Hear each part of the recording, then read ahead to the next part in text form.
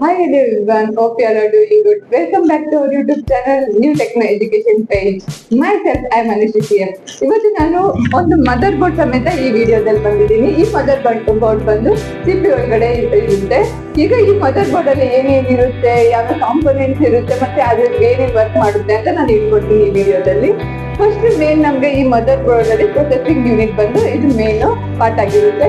ಇದು ಬಂದು processing chart, ಇದು ಸೌತ್ ಬ್ರಿಡ್ಜ್ ಆಗಿರುತ್ತೆ. ನಾವು ಈ ಮದರ್ ಬೋರ್ಡ್ ಅಲ್ಲಿ ಇಲ್ಲೇ ನಾವು ಪ್ರೊಸೆಸಿಂಗ್ ಯೂನಿಟ್ ಪ್ರೊಸೆಸಿಂಗ್ ನ ಇನ್ಸರ್ಟ್ ಮಾಡಿರ್ತೀವಿ. ಇದು ಬಂದು ಈಸ್ಟಿಂಗ್, ಇದು ಸೌತ್ ಬ್ರಿಡ್ಜ್.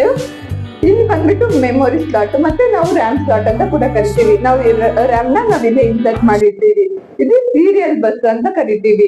ನಾವ್ ಯಾವ್ದಾದ್ರು SMP/S ಹಾರ್ಡ್ ಡಿಸ್ಕ್ ಯಾವ್ದಾದ್ರು ಕರೆಂಟ್ ಗೆ ಕನೆಕ್ಟ್ ಮಾಡ್ಬೇಕು ಅಂದ್ರೆ ಇದು ಈ ಬೋರ್ಡ್ ಗೆ ಕನೆಕ್ಟ್ ಮಾಡ್ಬೇಕು ಅಂದ್ರೆ ನಾವ್ ಇಲ್ಲಿ ಕನೆಕ್ಟ್ ಮಾಡ್ಕೊಂಡಿರ್ತೀವಿ. ಈಗ ನಾವು CMOS ಬ್ಯಾಟ್ರಿಗೆ ಬಂದಿರ್ತೀವಿ. ನಮ್ಗೆ ಗೊತ್ತಲ್ವಾ ಈ CMOS ಬ್ಯಾಟ್ರಿ ಏನ್ ವರ್ಕ್ ಮಾಡುತ್ತೆ ಅಂತ. ಇದು ಡೇಟ್ ಮತ್ತೆ ಟೈಮ್ ನ ಇಲ್ಲಿ ಸ್ಟೋರ್ ಮಾಡ್ಕೊಂಡಿರುತ್ತೆ. ಮತ್ತೆ ಇದ್ ಬಂದ್ಬಿಟ್ಟು IC chip, Intel IC chip. ಇದ್ ಬಂದ್ಬಿಟ್ಟು ಇದು ಗ್ರಾಫಿಕ್ ಕಾರ್ಡ್ಸ್ ನ ನಾವ್ ಇಲ್ಲಿ ಇನ್ಸರ್ಟ್ ಮಾಡಿರ್ತೀವಿ. ಇದು ಬಂದ್ಬಿಟ್ಟು USB ಪೋರ್ಟ್ಸ್ ಅಂತ ಕರಿತೀವಿ. ಇಲ್ಲಿ ಲ್ಯಾನ್ ಪೋರ್ಟ್ಸ್ ಇದೆ ನೋಡಿ, ಮತ್ತೆ ಇಲ್ಲಿ ಇರೋದು USB ಪೋರ್ಟ್ಸ್.